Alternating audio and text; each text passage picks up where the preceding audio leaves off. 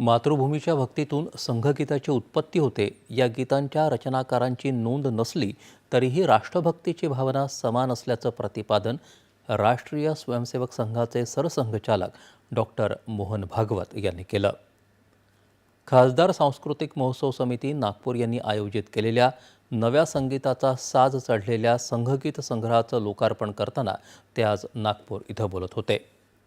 मुख्यमंत्री देवेंद्र फडणवीस, केंद्रीय मंत्री नितीन गडकरी, महसूल मंत्री चंद्रशेखर बावनकुळे, खासदार सांस्कृतिक महोत्सव समितीचे अध्यक्ष अनिल सोले प्रमुख पाहुणे म्हणून उपस्थित होते. संघाचं प्रत्येक गीत जीवन जगण्याची प्रेरणा देणारं गीत असल्याचं मुख्यमंत्री यावेळी म्हणाले. संघगीतातून राष्ट्रभक्ती, सांघिक भावना निर्माण होत असल्याचं ते म्हणाले. शब्दसुरांच्या ताकदीनं या गीतांनी संघभाव थेट मनापर्यंत पोहोचतो आणि त्याचा आपल्या व्यक्तिमत्वावर सकारात्मक परिणाम होतो, असं गडकरी यांनी यावेळी सांगितलं. संघगीत संग्रहामध्ये शंकर महादेवन यांनी स्वरबद्ध केलेली 10 गीतं समाविष्ट असून काही गीतांना नव्यानं चाली दिल्या आहेत.